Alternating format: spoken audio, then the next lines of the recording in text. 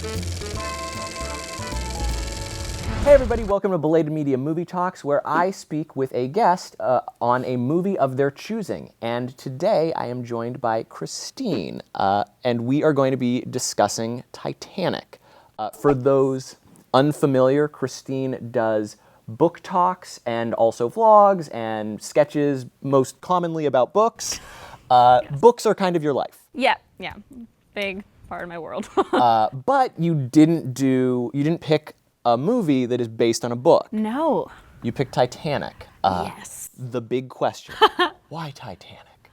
Well, I love Titanic, and it's such a cliche movie to love, I feel like. And I went to film school, so I was there with a bunch of like film, the film school type. Yeah, I and went to film school. A lot of the classes, they'd go around like as an icebreaker, being like, "What's your favorite film?" And I'd come to me, and I have like 10 favorite films, but Titanic is always just the only one I can remember. And there I was like, ugh. Titanic, so mainstream. So much snobbery when I say Titanic. Just shut up. It's a good movie. Well, I have to reveal something. Up until this point, I had never seen Titanic. Oh my God. Yeah. Oh my God, that's crazy. Well, I mean, it is a long movie. And being a long movie, it's a little bit daunting. The thing that struck me the most about it was I was under the misconception that it is a romance film. Yeah. And it is not really it is a love story. It is, but it's not. Like, everyone can enjoy it. I hate when people are like, it's for girls. Yeah, it's James Cameron does a really good job of blending a lot of genres. Like, the last 45 minutes or so are really like a disaster film. Mm-hmm. And it's captivating. And you don't see that coming, but it's also very fun because you'll see Titanic sinking. I'm sorry. It's a big surprise. You don't see the fact that it'll go from being so lovey-dovey and them like enwrapped in one another's arms, and everything is so nice. It's intense when the second half. Right. You actually are so caught up in the love story, you forget, oh wait, this is Titanic. Yeah, it is inevitably going to sink. And so there's just that fun tilt when you are thrown into it. And now it's all just a fight for survival. Mm-hmm. Yeah. I remember the first time watching it, and I was just screaming at the TV. I couldn't believe she didn't get on a boat twice. And then she goes back down under with him again after they've escaped. It's good. I will say I love that they, in the midst of all of that, they throw in a pretty comedic moment with Kate Winslet and the axe, and like, yes. Like, all right, try there. All right, now try to hit it again, and it is like way off. Some practice swings. And then he's like, all right, let's do this. Like, it just plays on so many levels. It doesn't stick with one thing. It's very fun but sad at the same time.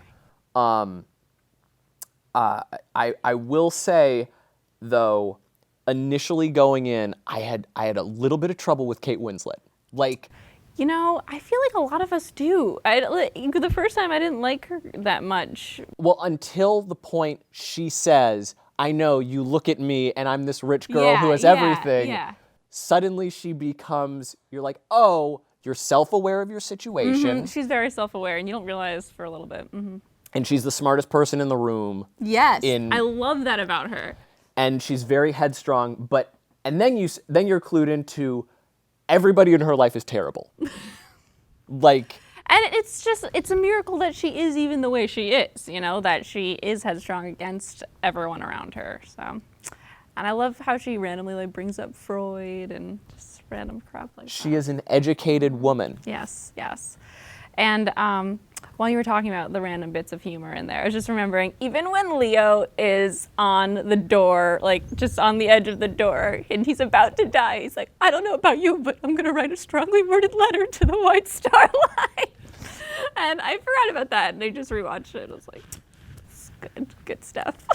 Yeah, it going on Kate Winslet, she is the educated one, and so she's ruling things a lot more with logic than Leo, who is living minute to minute Yes. off of like Making it count. off a couple bucks, and making it count. And so that in and of itself makes for like not just the class divide, but also like the things that matter to them and how they're living is really a fun dichotomy. And all those scenes where they are together, you get the connection. Yeah, their chemistry is fantastic. And I think some of the lines, even if they were different actors, if they didn't have that chemistry, they wouldn't work because they're pretty cheesy lines a lot of the time. Yeah. But since they are so connected, you're just like, you know what? I believe it because they are so good together. They are. And like that first scene, they meet under remarkable circumstances, like of her contemplating suicide. And it's a really great scene of just talking her down, and you get this little bit of fun banter even in a precarious situation. Leo is so chill. He's chill, but he's cracking jokes kind of. He's very cocksure, just like, oh, well, I'm going to have to jump in after you. Like, so I'm doing this. Like, you fall in love with Leo first. Yeah, no, Jack's the best. And then you come around with Rose. Yeah, and you get to see her character kind of grow more throughout the movie than you see with Jack. He's kind of just the instrument to her development there. Right. Yeah. And she's going to go on. She's not going to let go. She's going to do it. Never let go of Jack. But I will say, my like big gripe that drove me a little crazy, and maybe also you relate to this on some level. Drop it. So we're presented with a narrator. And while she is recounting Rose. And while old Rose is recounting what has happened to her, we then see things that she did not and could not have possibly seen, like the captain of the ship or conversations with Calvin. Yeah. Just like our way back into that story, and then we just go everywhere. Right. And so I don't feel that we necessarily need her to be like outside of she nicely bookends things, but then it's like you can't do both. I feel like that happens in movies that tell stories this way. Just in The Heart of the Sea recently, they did the same thing, except they didn't even start on the character. Like, they started on someone else, and I was like, how could they possibly start on someone else? Like, this isn't his story at all. It was weird. Did you watch that movie? No, I haven't seen it. Okay. It was the same sort of tool where, like, an old man goes back and tells his story, and it wasn't done as succinctly. But I don't know why. I got really, because I would get caught up in the story, and then the moment that we'd be jumping back to Rose talking about it, I was like, okay, we get to see the skeptic oceanographer being invested in it now, but we were invested just moments ago, so why did you pull us out to show he is invested? Well, we had that little joke that was like, you mean, did we do it? And she's like a 105-year-old woman. That's when we pull out, right? That's when we pull out. Well done. On the subject of sex, Yes. I was under the impression that she would have been naked a lot longer, but it was tastefully done. Yeah. Like, really tastefully done. That scene was the talk of the town in second grade when this came out, and I was so upset that I couldn't like join in with everyone talking about it because I was not allowed to see it because of that scene. But all of the sexual stuff, also the car moment, is like just classic. It's very it's not racy or risque. It's just handled like, this is a thing. We're not being smutty about it. And I have to say, for somebody as bombastic as Cameron can be, I was so pleasantly surprised that it was like, nope. It's just like even keel, like she's nude. She's not naked. She's not like sexy. It's just like, this is art. She's nude. It's art. It's being very respectful. Yeah. No, so much of like those scenes, so many of those scenes are iconic now, I feel like. They're just like the hand going down. There's so many parodies of that. There's so many parodies of like, I want you to draw me like one of your French girls. And then like the close-up shot of his eyes, it's just, as I was watching it, it's just like dawning on me how many of these lines I could just recite. Yeah, it is so built into our culture at this point. And I mean, when you are a box office smash like Titanic was, it comes to reason that that sort of thing does permeate as much as it has. But then there are those moments that you completely forget about that are really delightful. Like I was really taken by, and it's nothing that I even knew of, was Kathy Bates' character, Molly I love Brown. her. Yeah. She's such a needed breath of fresh air from all the assholes that Kate Winslet is dealing with, and then she acts as a proper vehicle to explain things to Jack. She's New money. She's new money. She's rough around the edges, and then like she's kind of shamed in the very end when she's in the lifeboats and nobody's doing anything. And she's like, "What are you doing? Like, why aren't we going and saving them?" Because she still has an attachment, and she finds herself kind of in a moral crisis, but then succumbs to what her peers are doing. They threatened to throw her off the boat. This is true. So, I mean, I think she didn't have much of a choice. I sometimes that part like brings me to tears. I just feel so bad for her and for everyone else too.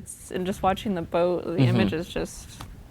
But it's so interesting because I did think so much of this was just the story of Jack and Rose, and yet we come to be following Kathy Bates' character of Molly Brown, the ship captain, the builder, and the engineers. Like Even her mom, like Rose's mother.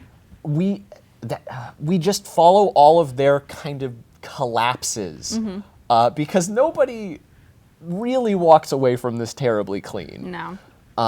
And it turns into these moments of what do you do in these fight or flight situations. We know from the gate that Billy Zane's character is just going to be an asshole, and like he stays the course on that one. Yes.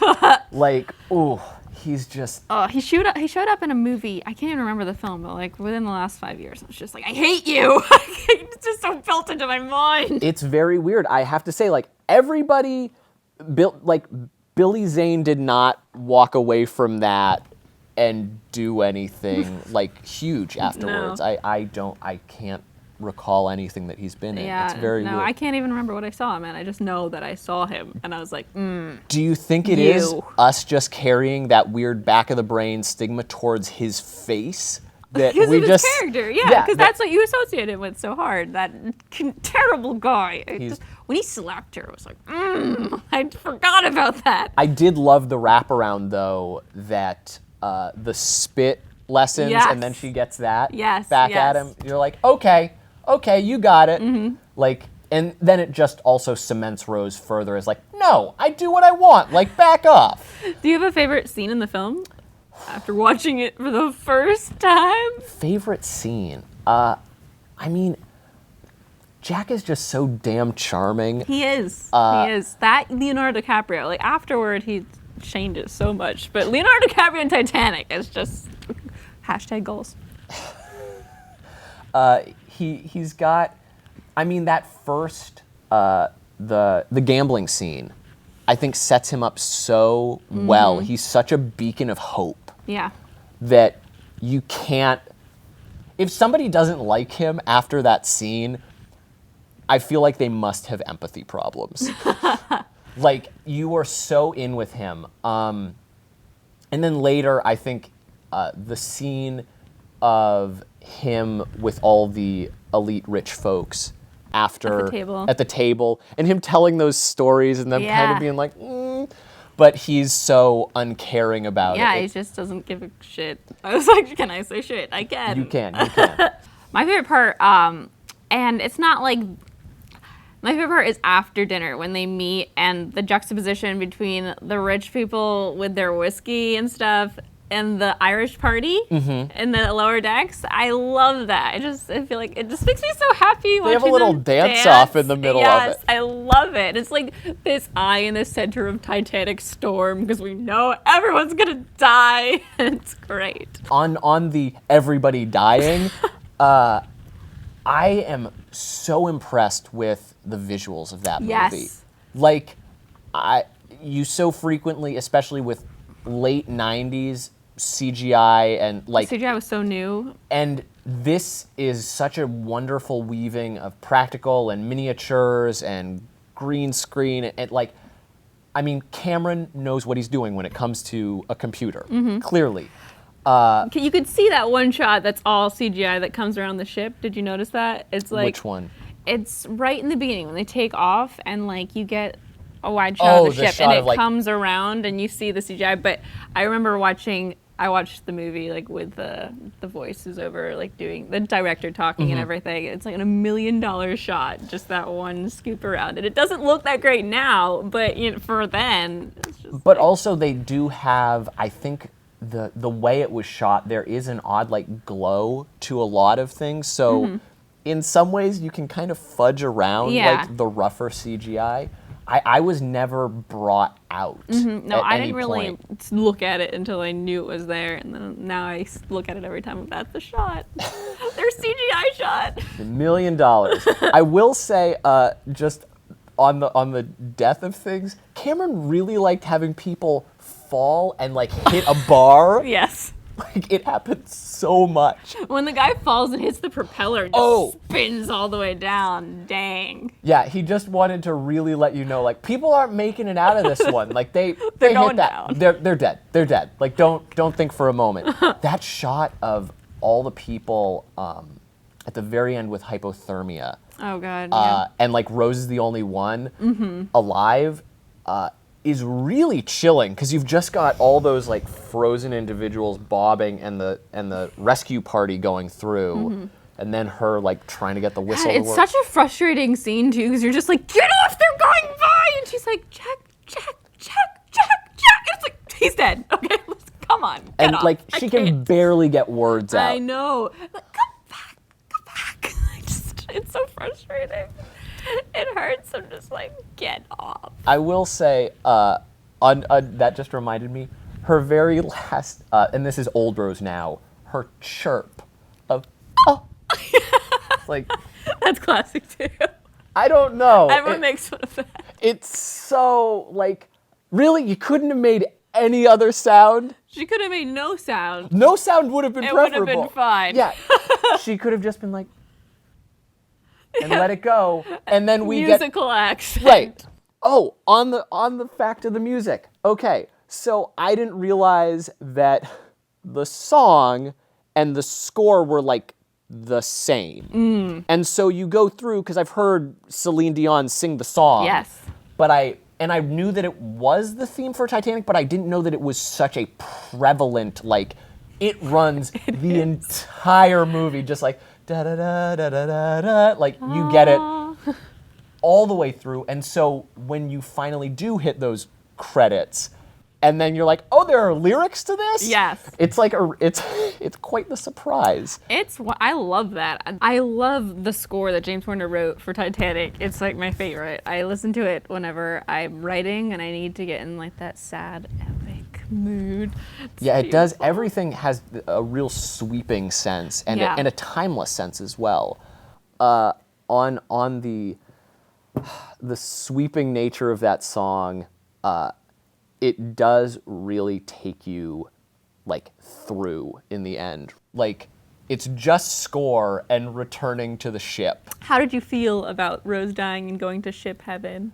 Well, I was discussing this with a friend, and we came to the realization it's kind of shitty, in the sense that while she is with Jack, she's also with all these people Everyone. who she doesn't really like. Well, we don't really see them though. We see all the people she likes that's as true. she walks by. But it also negates like the rest of her life, like the husband that she had and her daughter isn't, I mean, well, her daughter isn't dead, so Well, why would her daughter be? It kind of goes to this idea that we see, I don't know if you watched Lost. No. Okay. Well, in Lost, they go by the idea that when you die, you move on with the people that were there for the most important moments of your life. Right. And like the most pivotal moments for your character, yourself. Are you saying that Lost and Titanic are linked in some way?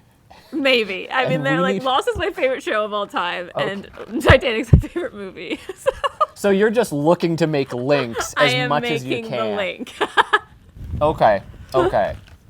I got you. Yeah, well, that's in my mind. What I feel like is going on, like she's moving on with these people that were there for this really Right. important, impactful time of her life. It's the moment that she chooses to chase the things that matter to her. Yes.